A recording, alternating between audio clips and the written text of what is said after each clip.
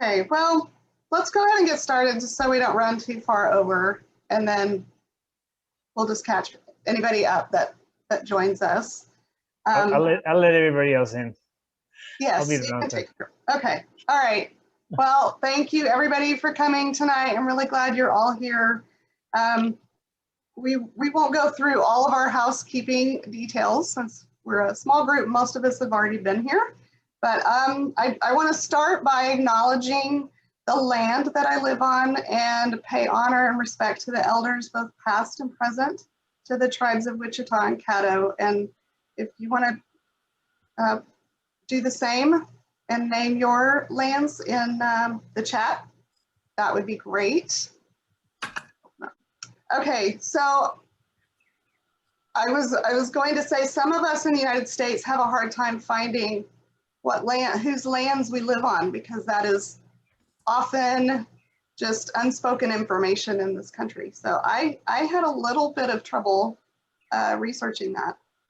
So Morag, I'm glad that's a normal thing in Australia, because it challenged me. It's the first time I was on a festival. You do that normally, and I thought I have no idea, and it took me a little bit to find the answers. Okay. I'm glad you did it, because it's becoming normal here, and not everyone still knows, but it's kind of practice that is becoming more, which is really, really great, and I'm glad that you're doing it too. Well, it was interesting what I found out, and our area was a place of commerce and trade, and kind of just a place to travel through, and that's exactly what it is now. So it was interesting, but thank you for doing that. And it is they are trying to make it a normal thing here too. So we'll help it along. But okay, so I'm Annette, I'm your host, and I'm gonna let everybody, the rest of the leadership team, say hello. Chanel? Hey, I'm Chanel, and I'm really excited to be here. Yeah. Alan? Hello. Yeah, also really excited to be here. I met Chanel and Annette and Leanne through our Children in Permaculture and through our PDC. So yeah, we're excited to be in this journey together. Leanne? Hi, I'm Leanne. Really, really grateful to be here. This is an amazing initiative and very excited about it. Thank you. Sorry, she keeps emailing me. Okay. Okay. Sorry about that. Okay, so I am going to go over the one housekeeping detail, and that was to try to change your name on the screen to just be your first name and where you're from, and that way when we do have the recording up on YouTube, your last name won't be visible. Okay. So, and Chanel Faye said she has emailed and she's not getting any answer. She's waiting. So I'm sorry. Yeah, I see it now. Okay, good. Thank you. I need to turn my phone around. That way I won't see anything. Okay. It's just, I'm trying to juggle. Okay. We have some really great presentations tonight, and we're going to start with those. I'm going to share my screen with you. We had, let's see here. We had some great videos brought in. We asked some kids some questions.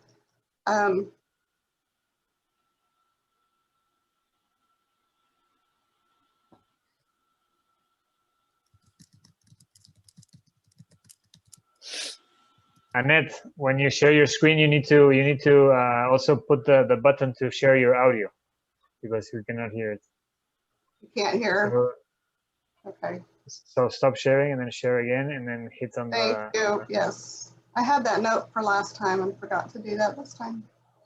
Okay, let's start that one over. Okay, so we asked questions of various youth. What do you need for your voice to be heard? And how can adults help you accomplish what it is you're trying to do? And we asked some other questions too for a promotional video, but we're going to share a couple of videos with you tonight. What do you need for your voice to be heard in permaculture? Letting us be more involved in not just the social way, but also the technical and physical way. So then we would understand the importance of permaculture even more, to then be more persistent in getting our voices heard.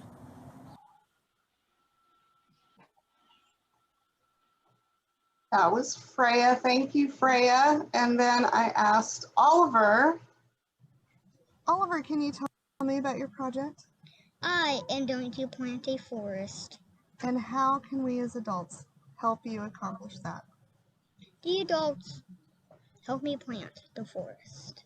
That's right. Great. And this is Fence to sit in. Hi, Fence.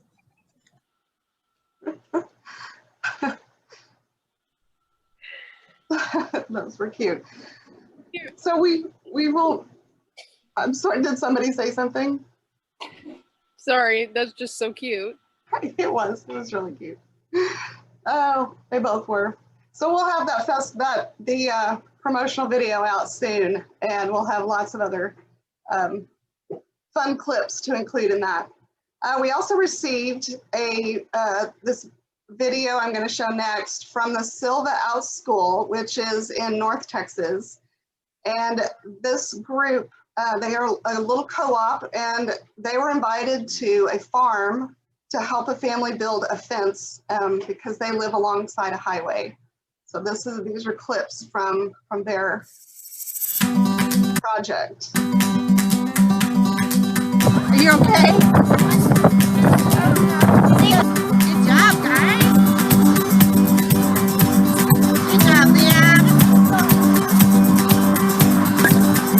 Good job, baby girl. All right, go.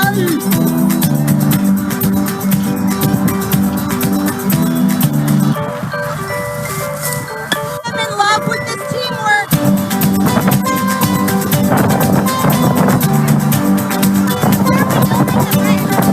Put them all over there, guys.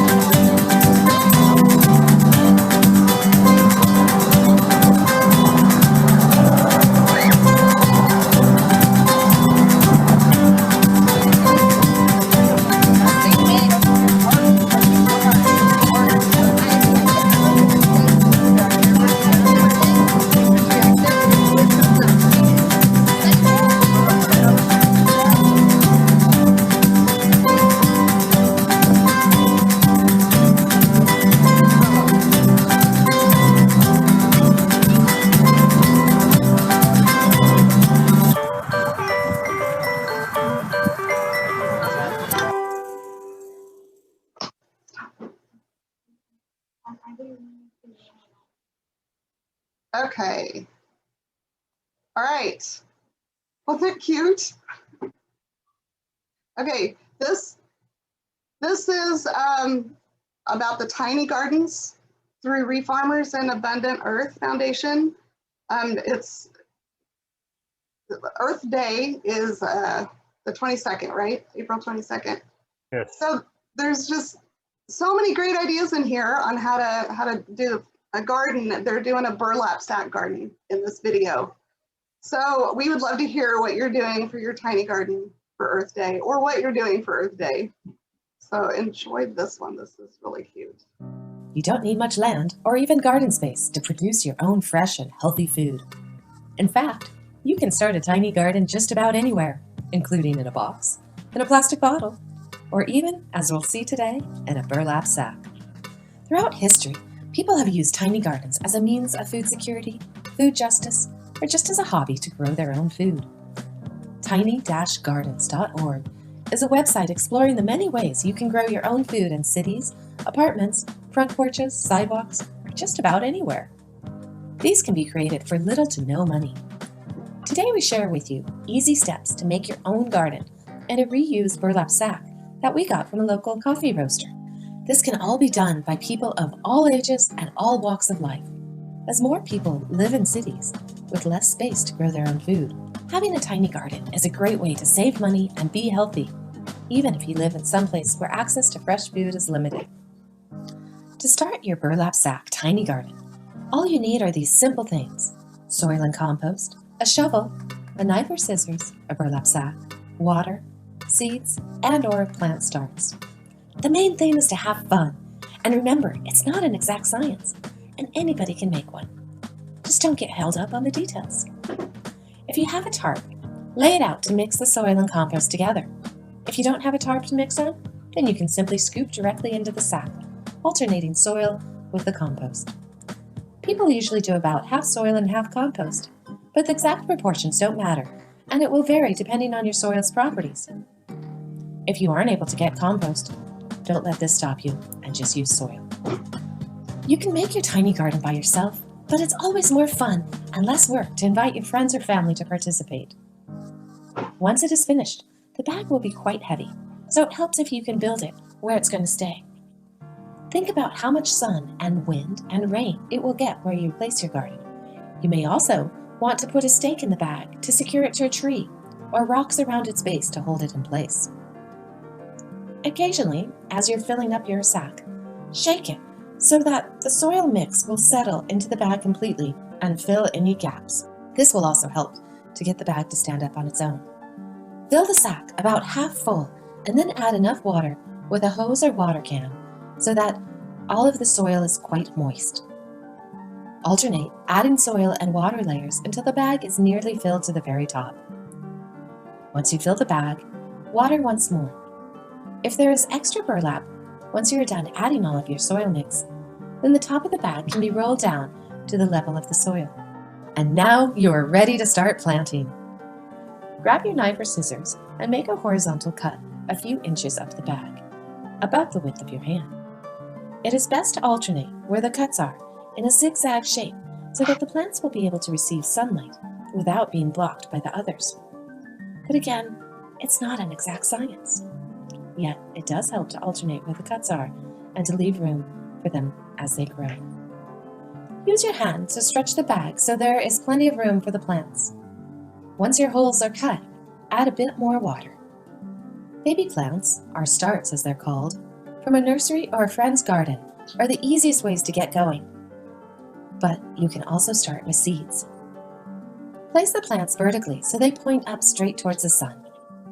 Gently move the soil so there is room for the roots to fit in comfortably without being squished, and make sure that the roots are fully covered by the soil.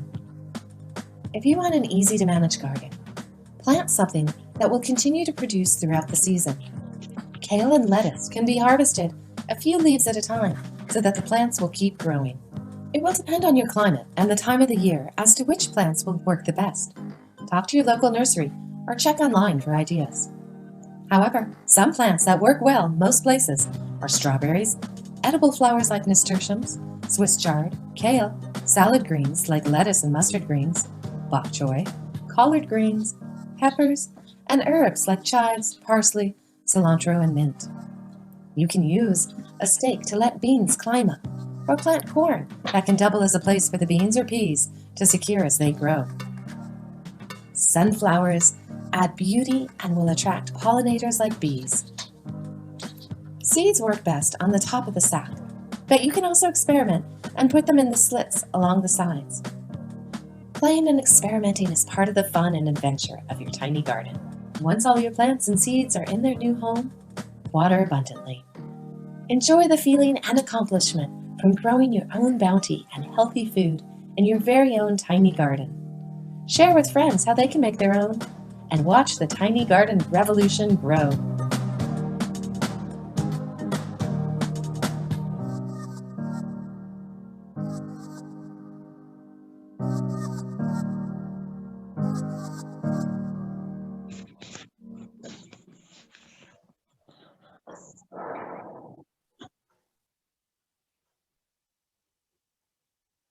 That was cool. Okay, who's done a tiny garden and who has a tiny garden example?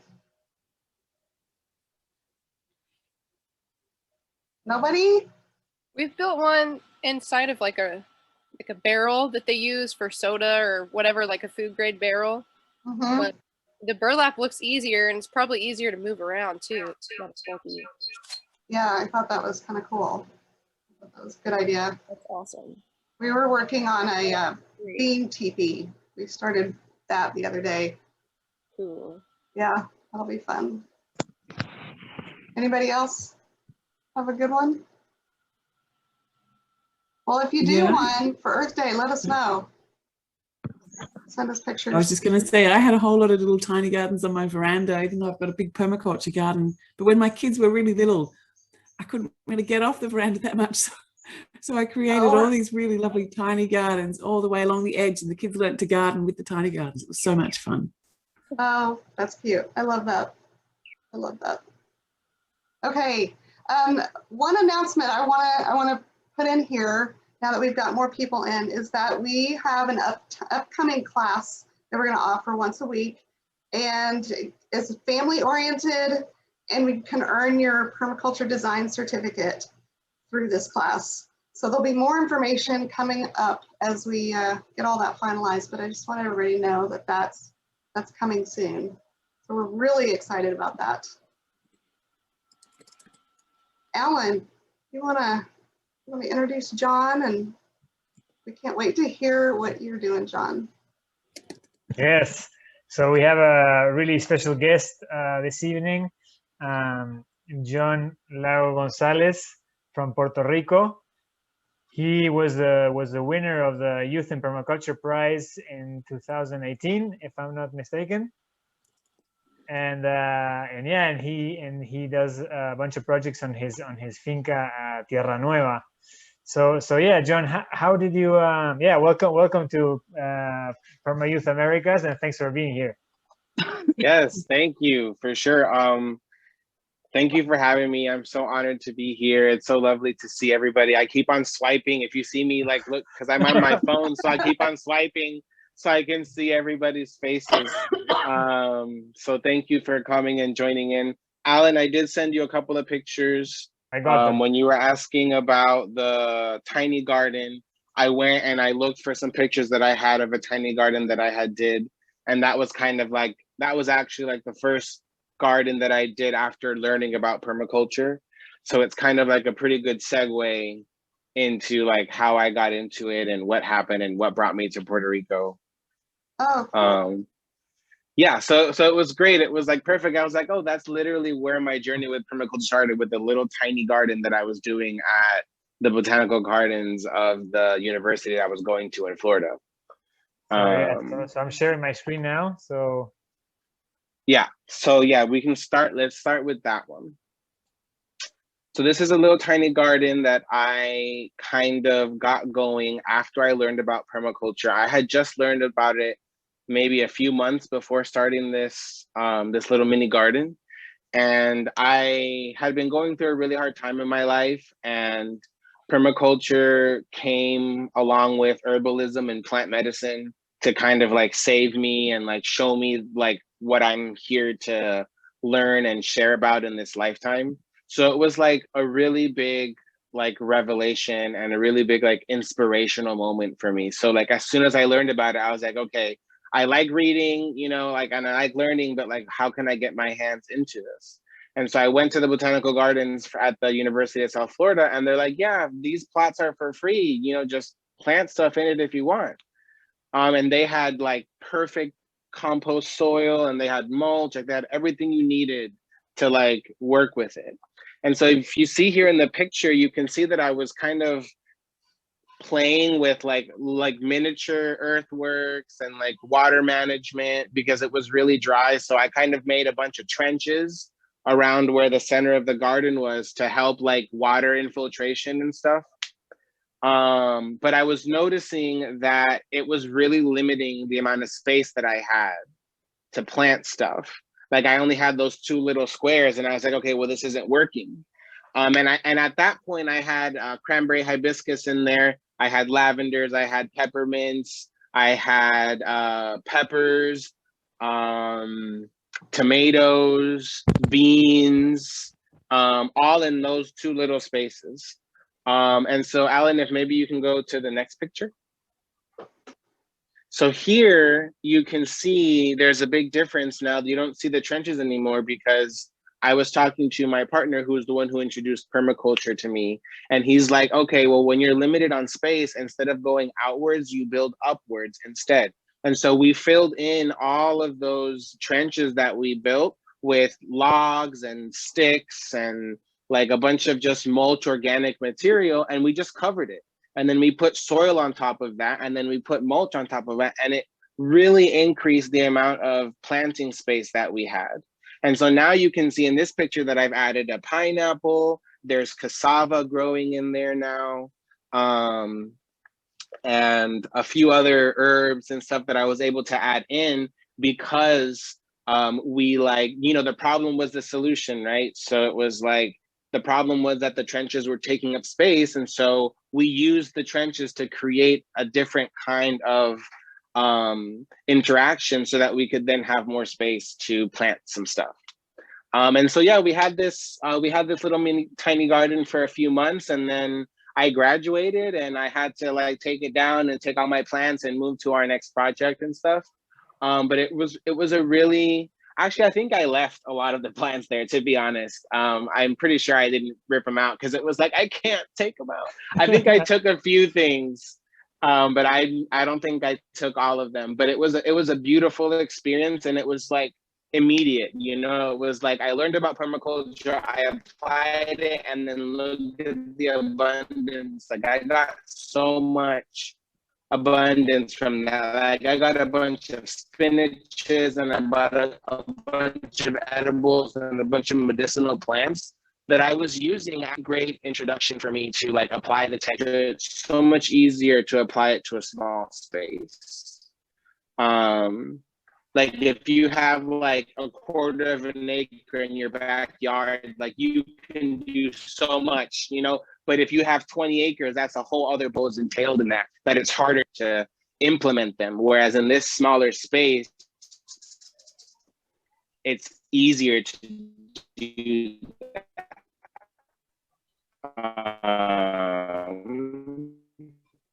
So like time I was living, so this was probably like around 2015, 2016. And I stayed in Florida for a couple more years, learning more about permaculture. I took classes on herbalism.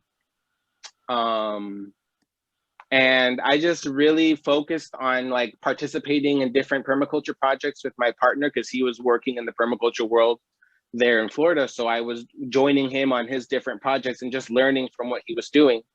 And then I took my first PDC with Oregon State University, and that really like lit a fire. And that was like, okay, wow, this is like information that so many of us, even if we're not going to be designers, need access to, And so that's kind of been a drive for me too, is like propagating and sharing this information as I've been learning it. And so basically we stayed in Florida for 2 years because we were the caretakers of 5 acres of land over there. We weren't doing permaculture per se, like we were, but it was almost like, oh my gosh, I can't believe I forgot. Is it guerrilla gardening that they call it? So we were doing it kind of like under the fence, like technically the owners didn't want us to be doing permaculture, but we were still growing a bunch of food like mulberries, bananas, like we just made it look pretty. And they're like, oh, that looks so pretty with those flowers. And we're like, yeah, that's going to be food in a little bit. So we were there for a couple of years, taking care of the land, making sure, because it was an event space. So we, you know, helped keep all of the overgrowth managed. And it was actually a beautiful oak hammock of like, probably like half an acre of it was an oak hammock that they managed. Like they planted those trees themselves and they grew over like the last 20 years. And so now it's just a beautiful oak hammock. And so we basically just help keep manage that, make sure like, because, you know, there's a lot of invasive plants nowadays and a lot of things that like can really choke out some of these native oak hammocks. So we were the stewards of that land for 2 years. And I gained a lot of knowledge about plants and about permaculture in those 2 years, participating in different projects like I was mentioning. And then I realized, and through those couple of years in Florida, I had lots of conversations with my parents because my parents have 21 acres of land here in Puerto Rico. And so this is where we get into the juicy stuff about Tierra Nueva. And so that's when like this idea started to formulate in my brain. And actually, I think if you go to the next picture, Alan, I think it's a picture of the river. Yeah, so that's the river that flows through the property. Like the 21 acres that my parents have here in Puerto Rico. And so I had a series of conversations with my parents because they had plans to sell it. And I was like, listen, please don't sell the land to some random person. Like, don't do it. Please let me work the land. Like, please let me rehabilitate it because it had been abandoned for 15 years. Nobody had been living it. But the community kept it clean because there's a bunch of food there. Avocados, breadfruits, guavas, coffee. I mean, I can keep on going with the stuff that's already growing there. Mangoes, coconuts, probably like 3 or 4 different types of mangoes, lemons. I mean, yeah, like I said, I could go on with the stuff that's already growing there. And so just because the people who owned it before my parents purchased it, they used it to grow food and stuff. So all that stuff has been growing since then. And so the locals kind of kept it like well managed, but nobody was living it. And so my parents were just going to sell it because they weren't going to do anything with it. So my partner and I were like, okay, we got to do something, like, let's go to Puerto Rico. Like, we've got to do a project. We've got to make a difference. With what we're learning, you know, we can't just let this all go to waste. And then on top of that, my fight for decolonization and my fight for like bringing back Indigenous voices and bringing back Indigenous teachings and Indigenous knowledge. I really resonated with how we started off this conversation, acknowledging the land where we are from and the land that we stand on. There's actually, this is a little PS, I have a number that you can send like your zip code to, and it'll tell you, I don't know if it only applies to the US, but it'll tell you what land the Indigenous is from. And it worked for me because I texted my zip code from Puerto Rico and it said the Taino people. So that might be interesting for some of you if you're having issues figuring out. I can send that link. But anyways, it's really important for me to give voice to, or give the Indigenous people back their voices and give them their credit for all the thousands of years that they've dedicated to harnessing these techniques that we're utilizing now within the permaculture spheres and the permaculture communities. So Tierra Nueva for me has had to shift a little bit and become different things than what we originally intended things to be sometimes. And so really at the core of it, it's propagating permaculture information and being a central hub of educational initiatives on the island. And so that's what I like kind of dream for it to be. And the 21 acres right now, because of a lot of complications and difficulties that we're having, we haven't been able to fully enter in working on the 21 acres quite yet. We're slowly getting there, because there's not even electricity there. So we're like trying to get the posts put in, and like it's a really long process. And so I've had to shift my gears because I came here in 2018 from Florida, like just expecting to like hit the floor running and get this project going, you know? And that's another lesson in permaculture too, is that like I think somebody mentioned it in the chat, you know, like small and slow solutions. And that's really going to be the story of permaculture, you know, like nothing's going to happen really fast. I mean, some things can happen really fast, but most of the time it takes effort and time and patience for these things to develop. And I think that was the biggest lesson for me with Tierra Nueva was I wanted to be like living on the 21 acres within like a year, you know, like just be there. And like when there's not even a house there or electricity or running water, you know, so like there's just a lot of things that I had to like take into consideration. And I think it really connects to the principle that you mentioned to me about self-regulation and listening to feedback is like when you're moving in a certain direction, you have to be like fluid and adaptable to like the things that are coming to your way. And like anything is like, anything can be feedback. It's not only what people tell you, you know, it's like observing and paying attention to the things that are happening in your life. And that in and of itself is a certain type of feedback that we can listen to. And the feedback that I was getting from this project was that I needed to be patient and that things were not going to move as fast as I wanted them to. And so I had to shift gears. And so instead of focusing on my project, my 21 acres, instead I decided to dedicate time to bringing the education to other farms on the island. And so I started setting up permaculture workshops at different farms here on the island, you know, through Tierra Nueva as Tierra Nueva, but I shifted gears from trying to be like a central hub where people can come to being more of a place where I can go and bring that information to other places. And so I did 2 really amazing workshops about permaculture and site analysis and about what you can do like as soon as you get your property, like what you acquired property, what are your first steps? How do you move from here? And so those were the kinds of answers or questions that we were answering during these workshops. And that was in 2019. And they were free workshops, donation based, because I'm also trying to make them as accessible as possible. So that's when all the decolonization work started coming in too, and a lot of the work with trying to heal the traumas on the island, because I was faced with a lot of hesitance to permaculture. A lot of the people here on the island were like, like, I don't know, like, it seems like that's just like another white solution given by people that aren't from here and just trying to come here and fix everything. And so they were really, I hadn't really experienced that. And so when I started teaching that, and that's what I was like hearing back from the students, it was kind of a shock, but then it was also like, but this is my culture too. Like I should be feeling like this as well. And that was a shock for me to like, to know that like I had been disconnected from my culture in such a way that I didn't see why they were feeling that way. And they had to bring it up to me, and I was like, oh, yeah. And that was the, you know, the colonial mindset and things that don't let us see clearly. And so that really kind of changed the game for me in terms of permaculture and how I teach it.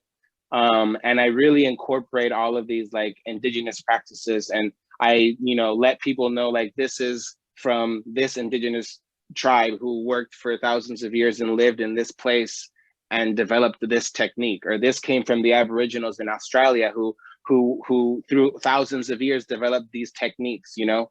And that's the kind of information that I feel is lacking in permaculture. In the permaculture education that I received, that was almost non-existent.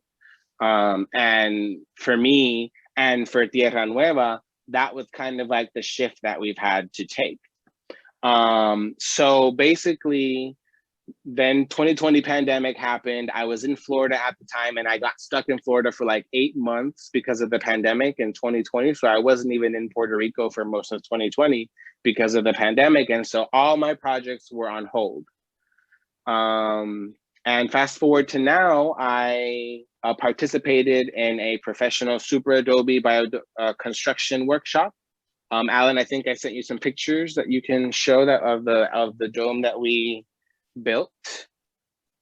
I wish I had better pictures, but I couldn't find any. So that's the entrance there. That's the big archway entrance. And then the next picture is just kind of like a little bit further away. You can kind of see how high that is. And So that's a really big and important part of Tierra Nueva. And I am officially like certified by CalEarth now professionally to oversee like the project of management of the building of super Adobe dome homes. And we believe that that is part of the sustainable movement and the regenerative movement here on the island, or at least I believe that. And I believe that even though there is a certain amount of waste associated with this building method, it pales in comparison to the waste associated with modern construction. And also the financial feasibility of it and accessibility of it is so much more, could be so much more accessible to most human beings on the planet. And so this is part of Tierra Nueva. This is also part of the shift of Tierra Nueva to where now we're not only, you know, doing permaculture consultations and design work and implementations, but also kind of doing super Adobe dome consultations and implementation and design work. And so that was a really big and important like milestone for me and for Tierra Nueva, and to open up like potential, like, you know, professional connections across the globe, really. And so, yeah, we participated. It was a group effort between a place in Puerto Rico called Plenitud, Puerto Rico, and CalEarth Institute in California. And so basically through that collaboration, we were able to get certified by CalEarth. And so that was a really great opportunity because most opportunities to get these, you have to go to California and get the certification there. There's not really another option. So this was a really unique and amazing opportunity here in Puerto Rico to kind of get that information and get that professional training. And it was 3 weeks. 3 weeks. It was long and hard, and we were exhausted. We were living together because of the pandemic, so we all stayed together for those 3 weeks, and we had to cook some of our meals, and I was in charge of cooking the meals because I was doing work exchange. So it was really rough, and building super Adobe domes is very labor intensive, but that's the beauty of it, right? You need community, you need villages for it, and so that's why I love it so much too, because it builds that social aspect, it builds connections, it builds community, and it goes hand in hand with permaculture. When you cut the land so that you can do the construction, you do, you know, some erosion control with some plants, and you do water control with swales, and like you kind of, it all like comes together when you're doing these kinds of like regenerative constructions. And so like you can tie it in so much easier to like what your design is when the design is more sustainable and regenerative in and of itself. And these buildings, these structures will last hundreds of years. They're hurricane proof. The engineers in Puerto Rico, they don't even bother to test for hurricane wind. They don't even do it. They're like, I'm not even going to test for the wind, like for the stability against wind, because it doesn't matter. Like we know that it's not even going to be a thing. So really they just test them for like earthquakes and fires, and they're completely earthquake proof if they're built in the correct way. So this was a really exciting development for Tierra Nueva and for me professionally on the island, because I truly believe that this is like the future of construction. And like, if you see some of the houses that are being built nowadays with this technique, it is absolutely stunning. And once we get more of the permissions, because that's kind of what's going on right now, that you can't get permits to do these houses. So right now, if you want to do it, you have to pay out of pocket. There's no financing, there's no mortgage. But as the time moves on and as these constructions become more available and more common, we're going to start seeing an increase in like permissions coming out, and possibly even financing help from the banks like they do for mortgages. And like, imagine getting a $30,000 loan, and you have like 3 or 4, maybe even 5 domes. Who knows how much you could do with that? And instead of having to pay $200,000 to $100,000 for a square house that might even be really small, might not be resistant to all of the different changes and environmental impacts that are, happening right now. So yeah, for me, this is a really essential step in adding that. And it's not so much permaculture, but permaculture kind of ties into everything. So I feel like for me, this is like really intimately connected. And finally, I think I just have one more picture there. Is I was lucky enough to, pretty much almost as soon as I got back from Florida, I got a contract to design a 7-acre permaculture farm here on the island. Somebody hired Tierra Nueva out, and so we'll be doing the design work and the implementation work for the 7 acres. And it's really cool because this is really, other than my personal project, this is the first time that somebody has actually hired me out professionally to do this. Like, I do it here for my parents in their backyard and stuff, but this is just more organic. Like, I don't really have a design per se. I kind of just do stuff like intuitively, because I feel like permaculture can be done like really intensely and you can have all the design work, but there's also a big space to do permaculture intuitively, and you do not have to always have this master plan design just so that you can do permaculture in your home. It's good to go through that process, but I also think it's important, especially for our youth. Like, we're not training people to be designers. You know, we just want to teach them permaculture. We want to teach them how to grow and live in unison with the earth. You know, like, we don't have to worry about making sure that they have like all of the elements and everything in this and that. Like, that's good to learn, but it's also more important to get the basic understandings, and then as they grow up, if they want to learn more about that, they can. But I feel like with the youth, it's really important to kind of encourage, just like grasp the basic understanding. And it's like Freya said, you know, like, get out there and let them get into the dirt, you know, like, don't keep them learning more all the time. Like, let them get in there, let them get active. And I really love that video with all the kids getting involved in the fence and learning how to use the tools. Like, I wish I would have learned. I learned how to use a postal digger and I was like 20 something. You know, like, I wish I would have learned how to do that when I was a kid, doing some sort of activity like active like that outside in school or whatever, or just with my family, you know. And so like, that kind of thing is really key. But at the same time, this design stuff and exposing them to the potential of what you can do with permaculture is really amazing. And I think it has a deep benefit for them because it allows them to see where you can take it and what you can do with it. And so this design that you're looking at right now is just like a phase 1 design. This isn't like the master plan or anything. And it's all in Spanish right now because the client, obviously she speaks Spanish, but really it's a very simple plan right now. She wants to do like a mixed polyculture of like fruit, coffee, cacao, medicinal herbs to the left there where that big larger box is. And then on the top right, we want to do like a polyculture plantain plot, because originally she wanted to do like a monoculture of just plantain, and I was like, no, let's do something like let's do plantain. I'm okay with doing a lot of plantain, but we can make it into a polyculture. Like, we don't have to just do a bunch of plantain. And so like, we're planning a polyculture plantain, and I haven't seen really a lot of like polyculture plantain examples. And so I'm kind of like going off of like intuition and experience, but also just like, I've been talking to a lot of different farmers on the island and getting their perspectives and ideas. Like, hey, what would you do in this case? And I had a conversation with my grandfather, who's an 84-year-old farmer. You know, he did plantains and sugarcane, and he's, you know, experienced too. I had a conversation with him about it. And so like, I'm gleaning information from as many different areas as possible so that I can make like an informed decision, because I know that I'm kind of entering into kind of a little bit of an unknown territory. But I feel confident because I'm confident in the methods that I've learned.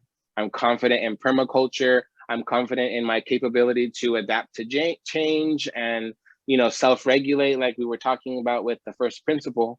And so this is kind of like a really amazing opportunity, because her goal here with this farm, she wants to make it like a family farm, but also she wants to be a place where there's like accessible gardening and planting for elderly and disabled people. She wants it to be a safe space for children to come and learn.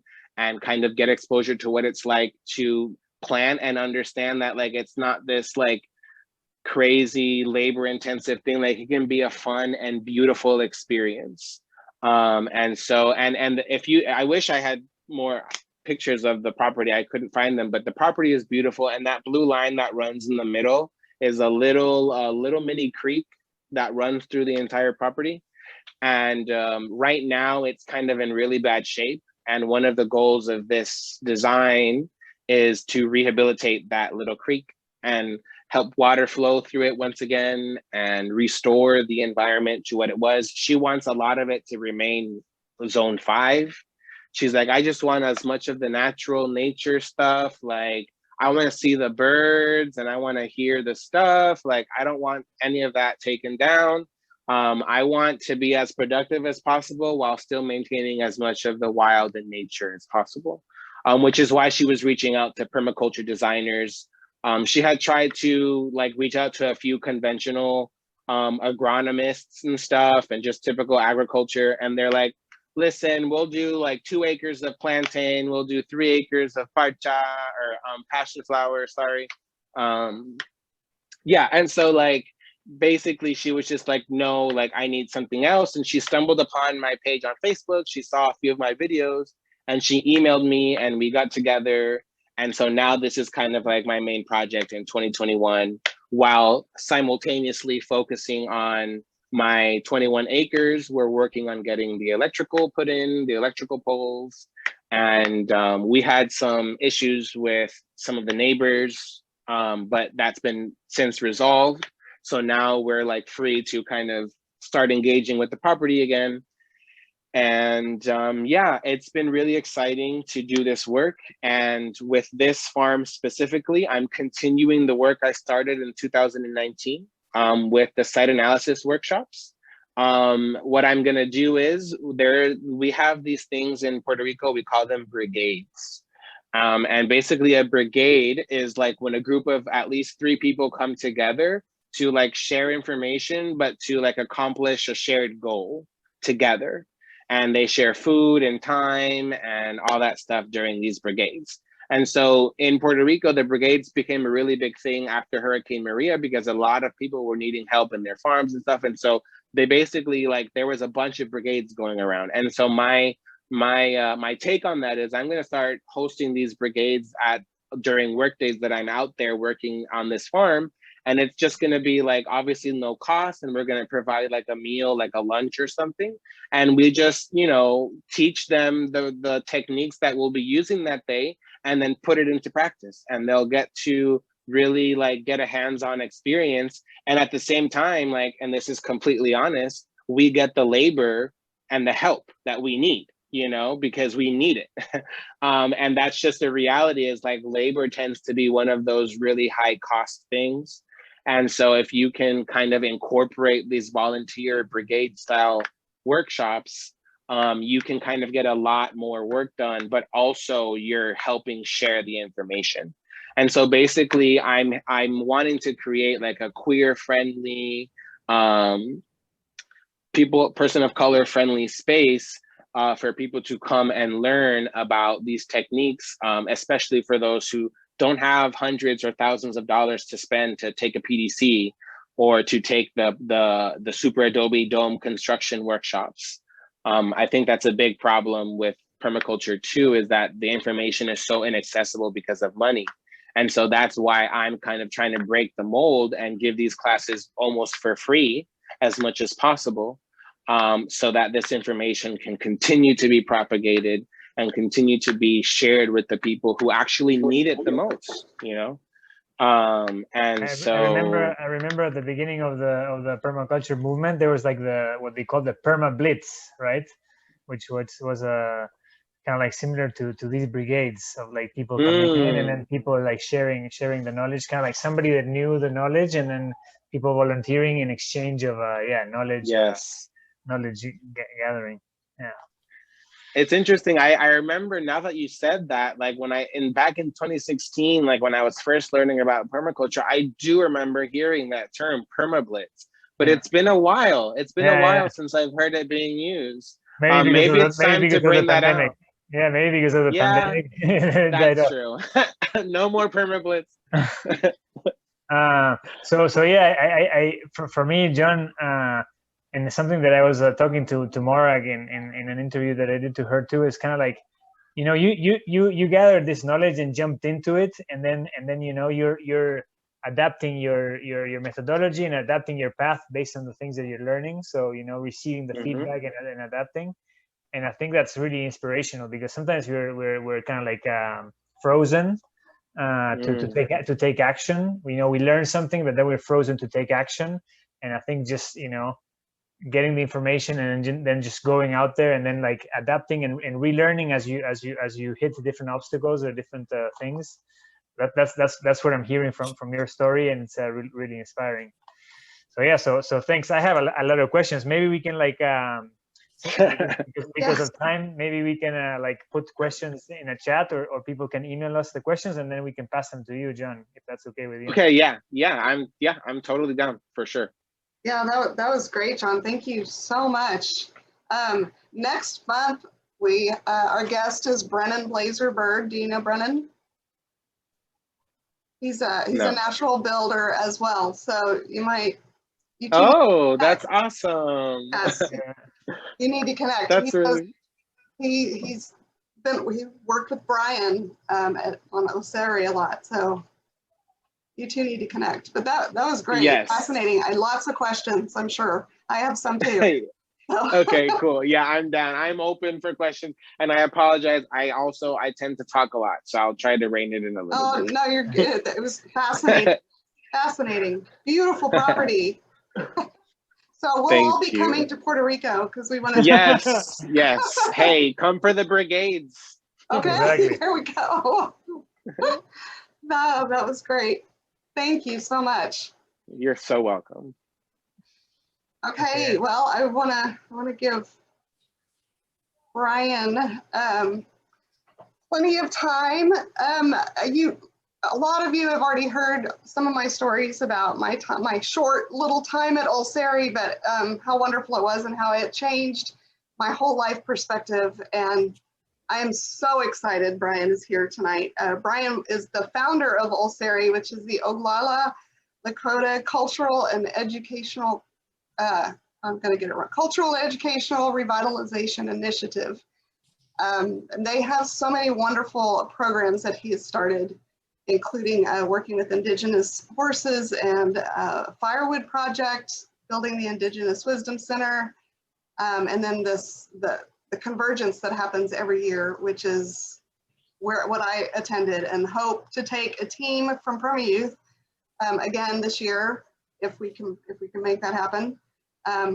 Anyway, there's so much to say about Brian, but we want to hear what you have to say, Brian. So take it away and teach us all your wisdom. What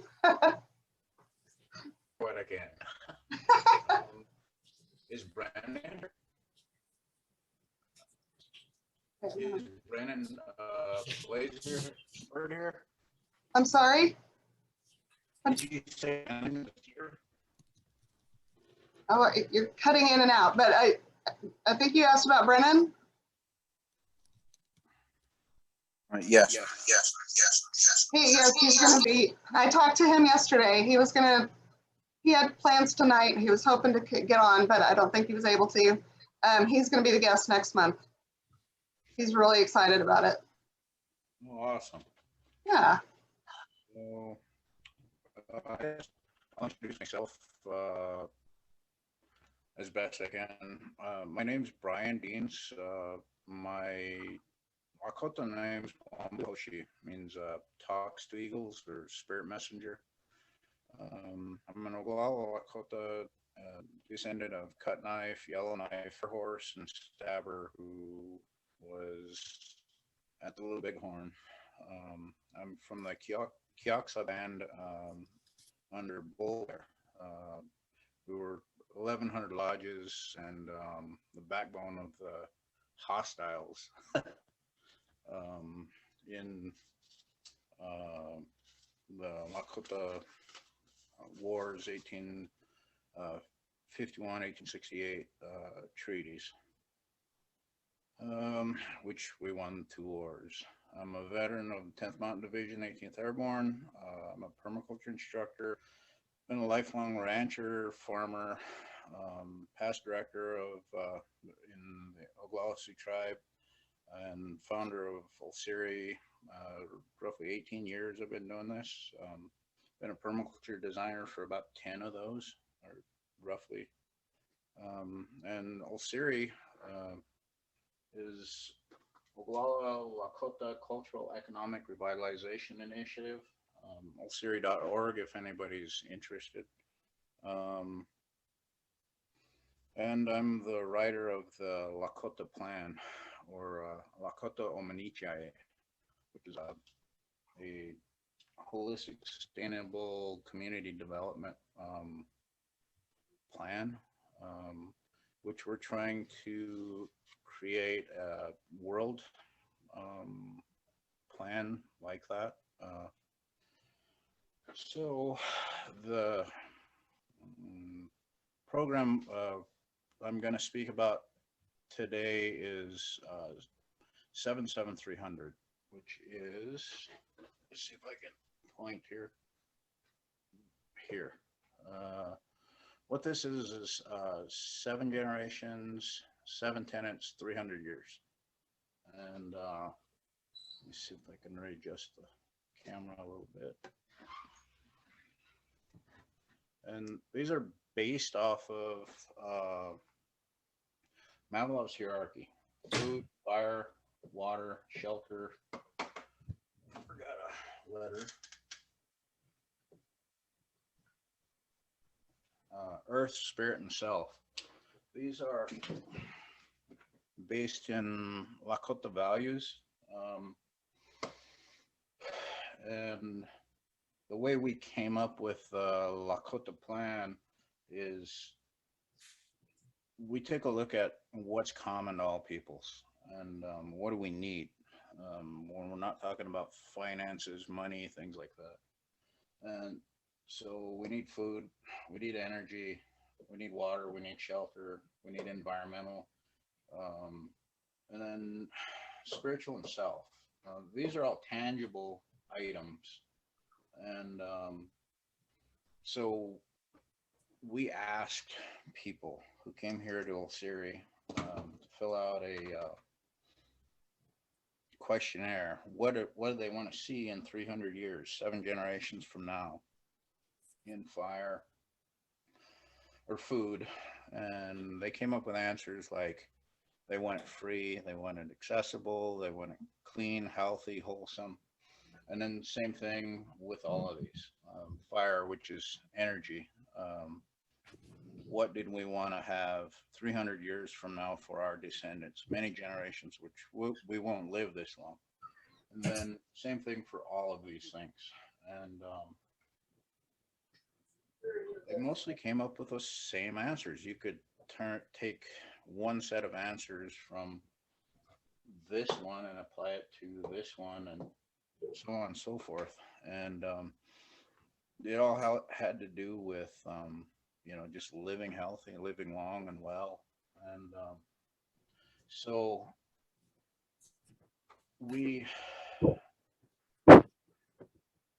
going back to one of the first principles of permaculture, which is observation. And I'm skipping around a little bit, so if I lose you, go ahead and ask questions.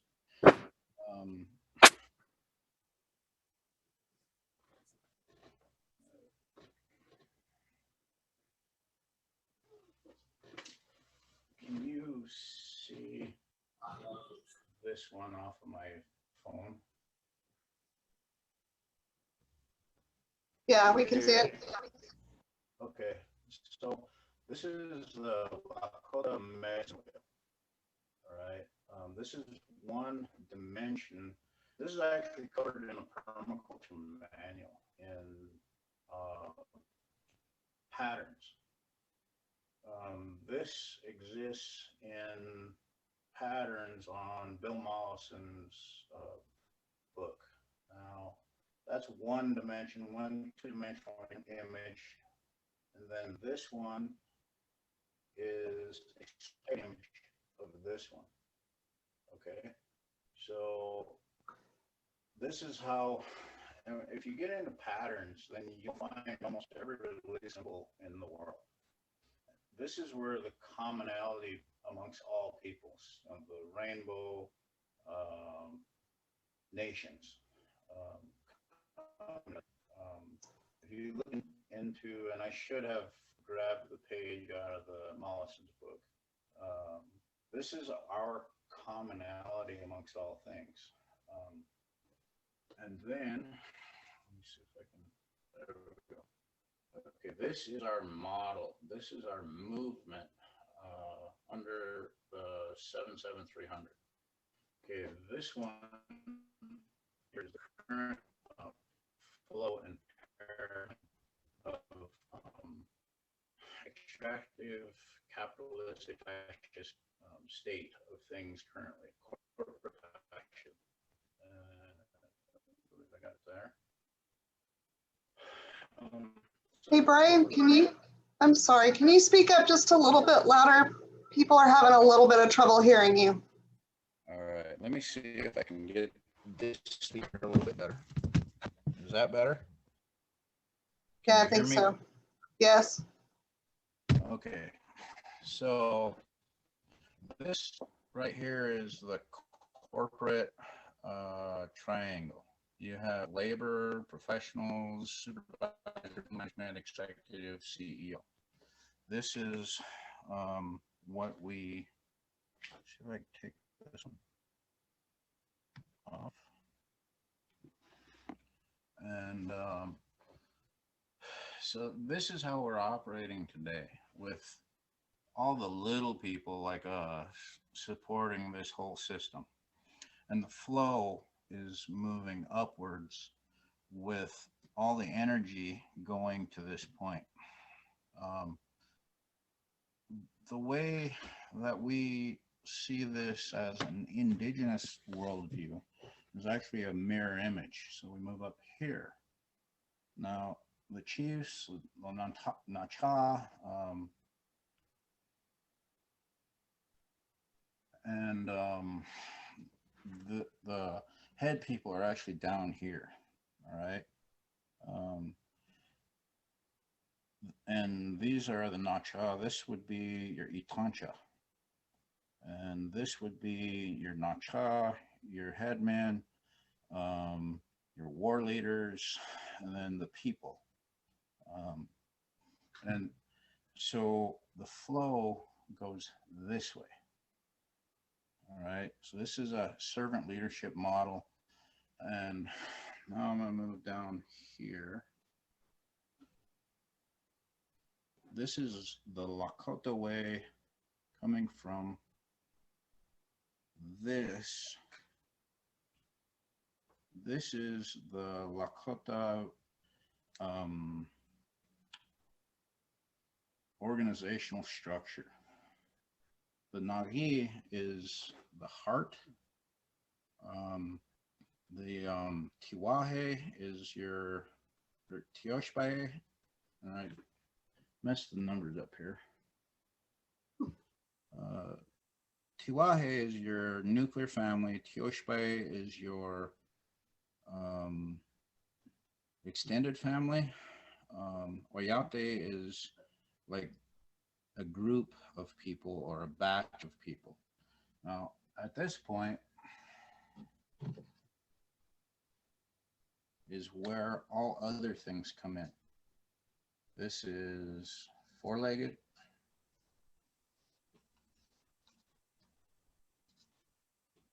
Flyers. Swimmers. And so on. And this is where, when you look at this structure, there's no regard for it. This is all people-based. And then when you come back down here, this continues. You have Uchimaka, which is Mother Earth.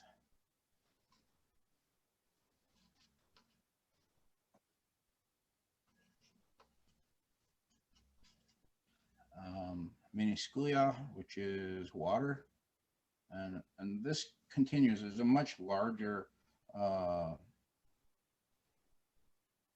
explanation of this, but it continues all the way out to Wakantanka, which is like the great mystery, or God, or your spirituality.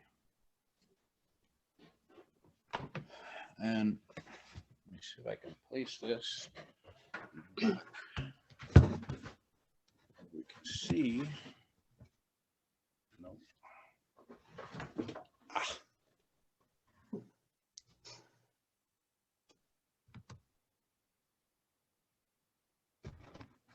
All right.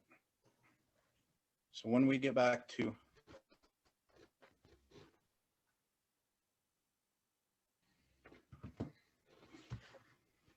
the whole of this,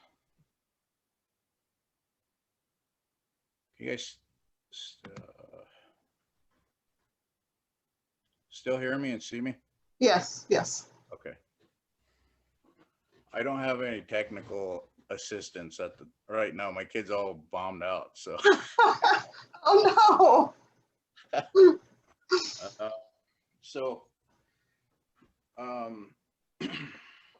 Indigenous worldviews. It hasn't been thought about a whole lot. I mean, permaculture has been taken from indigenous practices, but coming at it from an indigenous worldview. The history of your bioregions, that all goes back to the traditional peoples and the acknowledgement of the peoples that were on the lands pre-Euro invasion. And the lands were taken from the indigenous peoples on this continent, and the knowledge has been lost. And the acknowledgement of the lands that you live on goes much deeper. It goes into the first principle of permaculture, which is observation. Now, those stories from those old people are so important in the things that we do, because they've lived here for thousands of years. And to know what is coming also leads us to where we're going. And for us to be able to plan for 300 years, we kind of got to be able to look back hundreds of years. And I've seen a lot of permaculture projects. They don't have a large enough view, bioregional view. And when you start changing things so radically with the industrialization of just about everything, we lose a lot. And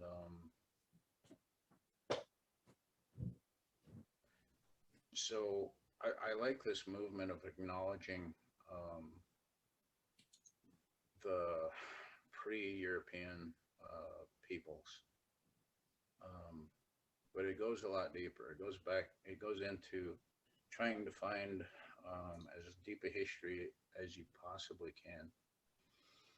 And this whole methodology here, when we look at these different things, we have to move the herd. As youth and permaculturists and things like that,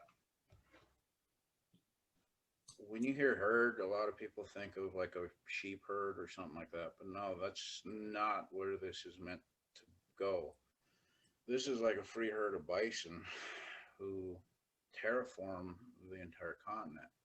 And you know, they create soil systems and they microdapple the upper Great Plains, and they develop watering systems.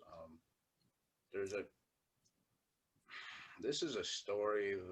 When I took my permaculture course, I took it under Warren Brush, and he came here, and Corinne Brennan helped to establish our first PDC here on Pine Ridge. This was, I don't know, at least 10 years ago or so. And I didn't know it, but as an indigenous person, I already practiced permaculture because we used what we had by observing what happened during flooding, rains, etc. So I was doing a swale system out here on the place, and I had scraped off like some large prairie dog mounds, and so we got what we call a turd floating rain.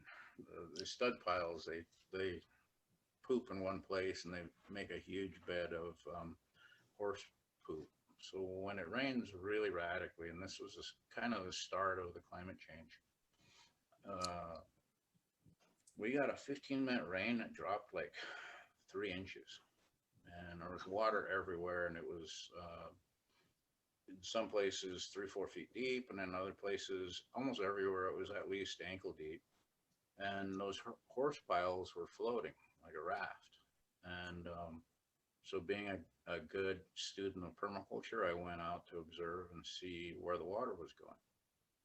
So I started following the water. It was fairly easy to do because I could follow the floating horse poop. And it got so far, and then the horse poop just kind of settled down. And then I could hear waterfalls.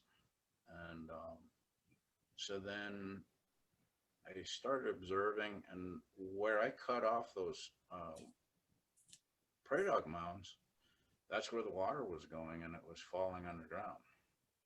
So we started discussing it, that particular thing, a couple weeks later, and I took the group out and showed them where the water was going in. And then we started going over a few things, and then my uncle was a historian of the tribe, and I told him about this, and he said, well, buffalo make water. What? So then I started adding things up between the two, and so about every 25 or so prairie dog mounds, because prairie dogs, they usually go to a key point in the land, and they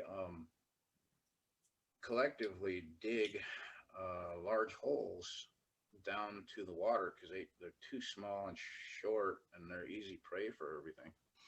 So they dig their homes over the key points where there's water underground, and then they collectively dig a big conduit down to it.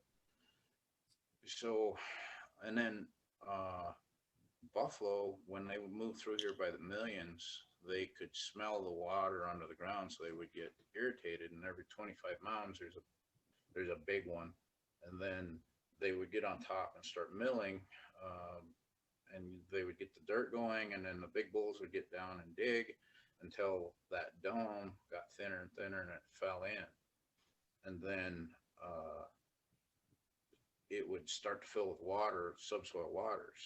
And then after a while, with all the buffalo coming down to get that little bit of water, it would get larger, and their tracks would create swale systems. Now, this is a natural phenomenon that the native people had noticed.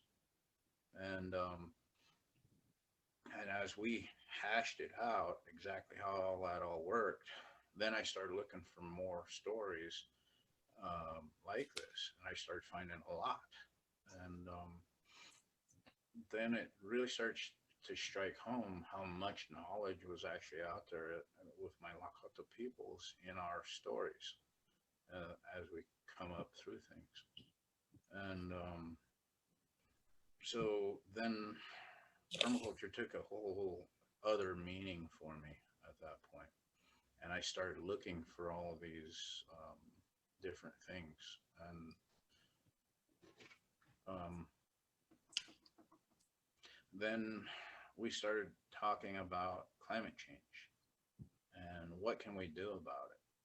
Well, all this stuff behind me has a lot to do with that, because we need to move the herd. And when I say that, and we see all the youth coming. What we don't have is a way to measure what is good or bad development or progress. So if we measure against the 7 tenets here, you know, and these things here in creating 300 years of prosperity for the peoples, that's what this gives us. It gives us a litmus test for all things that we do, to be able to start to plan 300 years in the future. You know, what legacy do we want to leave? I mean, do we want to leave a polluted, destitute, dying planet with no type of future for not only humankind, but all other types?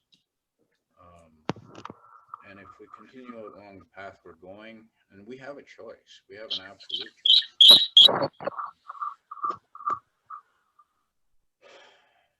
So, I mean, I'd love to see these youth coming into things, and the people that are training these youth, spreading this type of knowledge, and all the little things that are necessary to do that. So I hope I haven't skipped around too much. I was kind of in the middle of my work day, so I had to throw this together fairly quick. And oh, Brian, that's fascinating.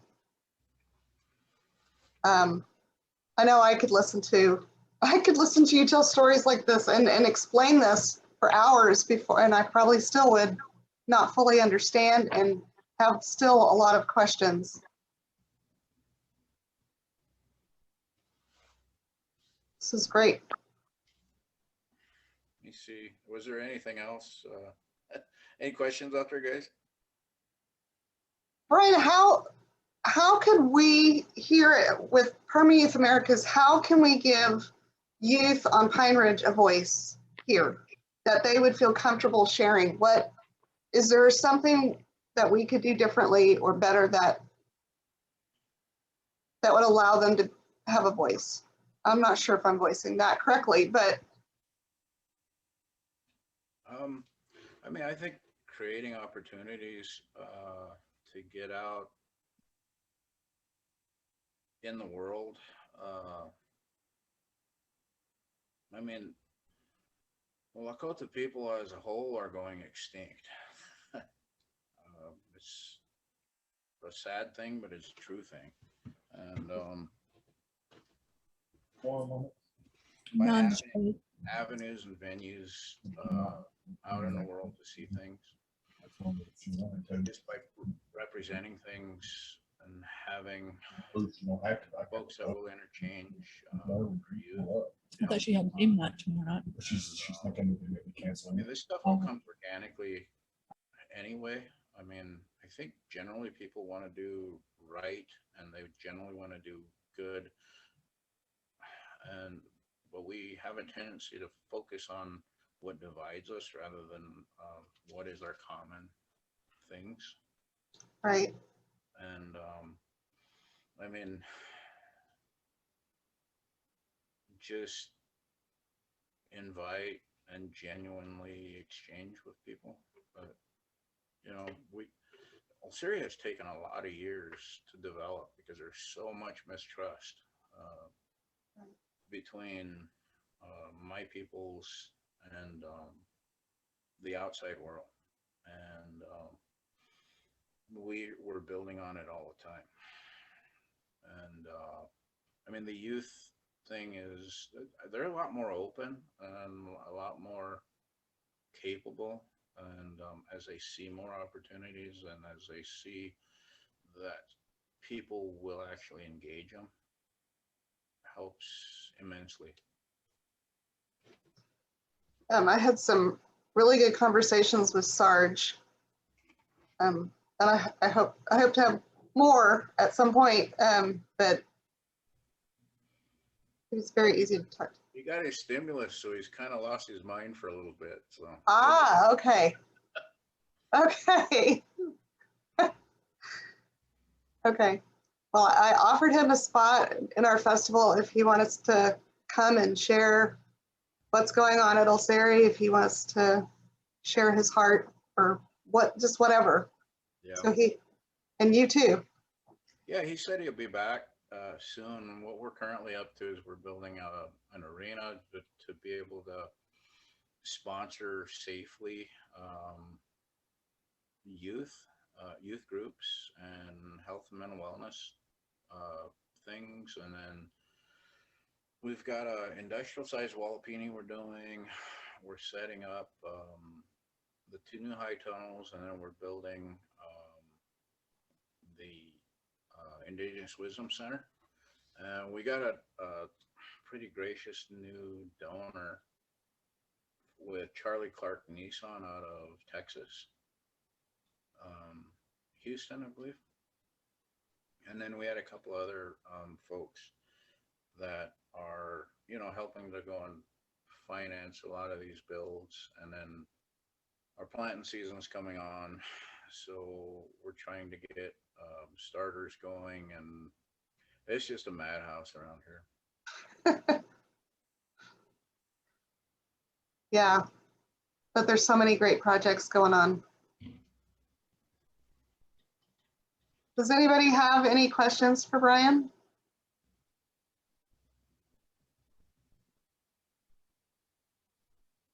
Okay, we are just about at 7:30, but would love to still do breakout rooms and just kind of talk about everything we've heard. Alan, what are your thoughts?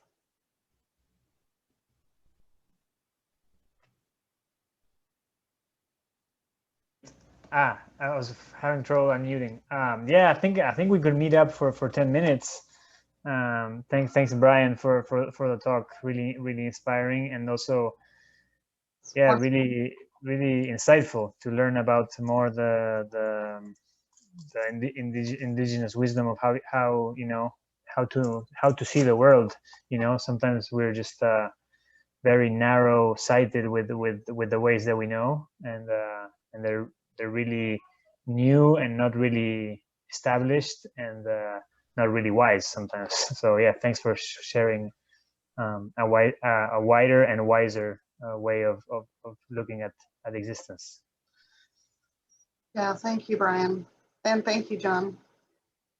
Yeah, thank you, John, too.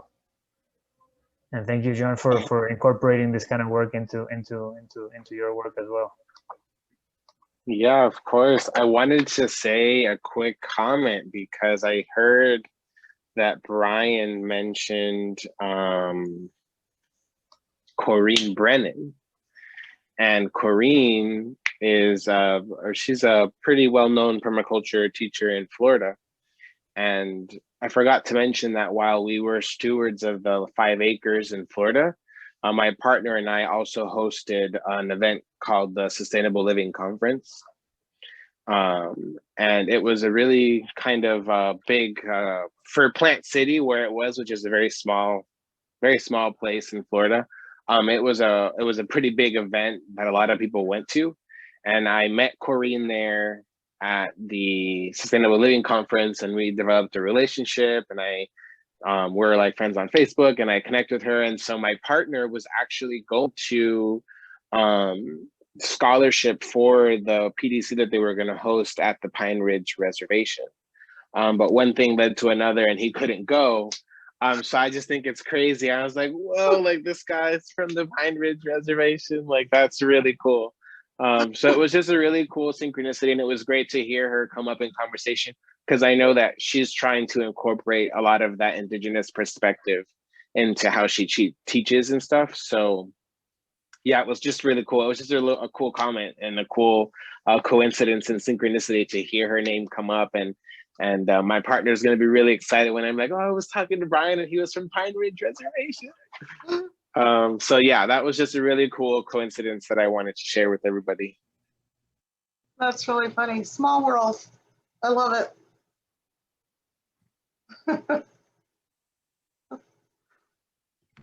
Is everybody, maybe we can do a raise of hands. Does everybody want to stay 10 more minutes to do breakout rooms?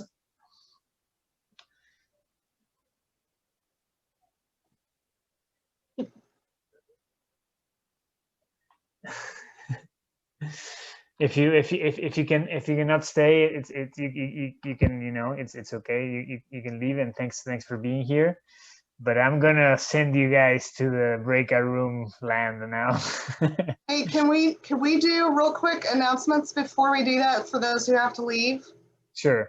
Could we do that, Chanel? Almost clicked on the button. What? I almost clicked on the button. Oh no! I know I'm doing it out of order, but that way. Yeah. Then everybody, whoever needs to leave. We just had a couple of things, but we've got some exciting things coming up. So you have that information. Yeah. Thank you, Jamaica, for joining. So the Perma Youth Global is having a photography contest, and it's going through May, and there is a $500 prize, and the link will be in the chat. The Perma Youth Americas Festival is coming up. It's May 14th, 6 to 7:30 CST, with Brennan Blazer Bird is the special guest, and he's a natural builder. Super excited for that one. And our new principle is use and value renewable resources and services. So if you have drawings or videos or music or anything that you can imagine up that you feel like applies to use and value renewable resources and services that you want to send in, we can feature that in the next festival. We would love that. So, get in contact with us, permayouth.americas@gmail.com or any other of our social media platforms. We would love to hear from you guys. And also, we are going to be offering a series of family-oriented classes, which, like as Annette shared earlier, you can take these classes and you can actually earn a permaculture design certificate through taking these classes. You can take them all at once, or you can take some here and some there over a period of time. And, as long as you take all the required classes, you can earn a permaculture design certificate.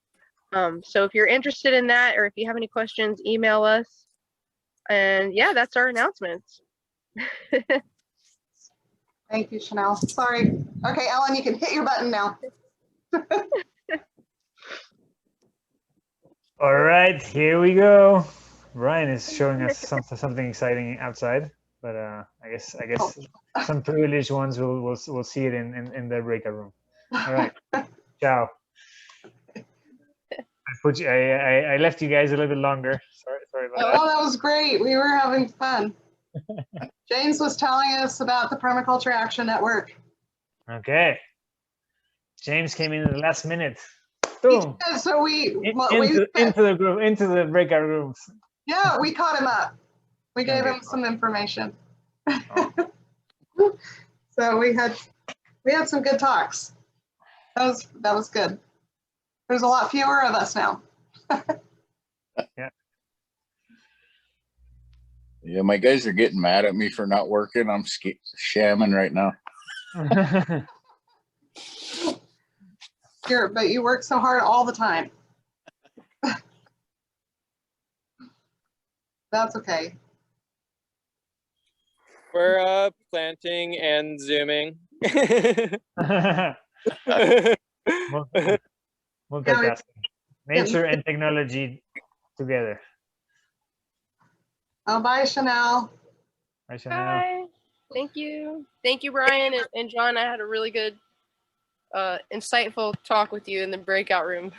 Yes, it was lovely. It was lovely to meet you on that one-on-one setting. Have a good night. Yeah. Bye. Have a good night.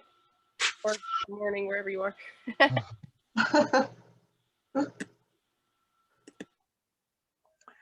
Annette, I think it's all you. All right.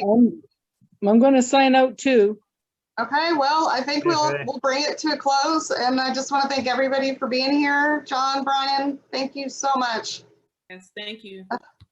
Brian, thank all of you, and we'll have the recording up on YouTube as well as the other festivals as soon as we can. We're working on it.